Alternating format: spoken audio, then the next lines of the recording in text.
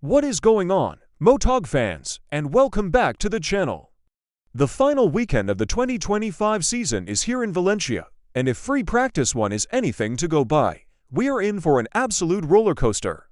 The timesheets have been completely thrown into the blender, with some massive surprises and some big names struggling way down the order.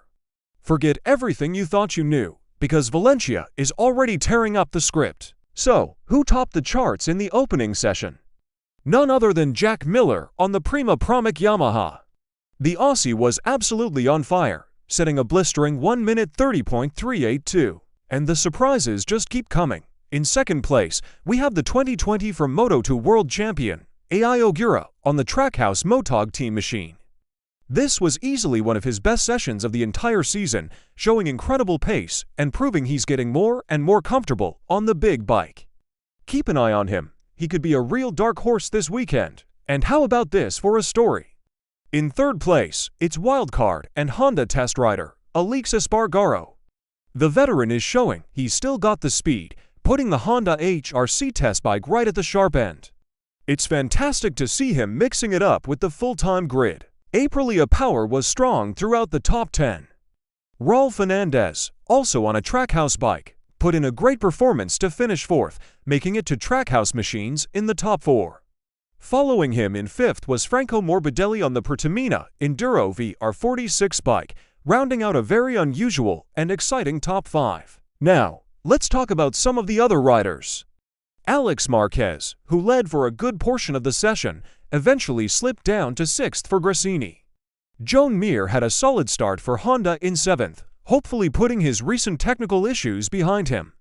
The rookie sensation, Pedro Acosta, started his final weekend of the season in 8th for Red Bull KTM, with Fabio de Gian Antonio just behind him in 9th. One of the biggest talking points has to be the performance of the new V4-powered Yamaha. Augusto Fernandez, riding for the factory team, managed to secure a fantastic 10th place. This is a huge result and shows that Yamaha's new engine concept might just have the potential we've all been waiting for. It's an incredibly positive sign for the Ogura factory heading into the winter break. Of course, with every session comes a little drama. Fermin Aldeguer had a crash at turn 4 with just 5 minutes to go, which ended his session early. He walked away okay, but finished in 11th. Now, let's get to the really shocking part. Where are the usual frontrunners? This is where it gets wild. 2021 World Champion Fabio Quartararo was down in 14th. Maverick Vinales, returning to action, was all the way back in 19th. The Portuguese Grand Prix winner, Marco Bezzecchi, could only manage 18th on his Aprilia. But the biggest shocks of all, reigning world champion Francesco Bagnaia is stuck way down in 21st position for the factory Ducati team. And Jorge Martin, who is returning this weekend, is languishing in 24th on his Aprilia. What is going on with the big guns?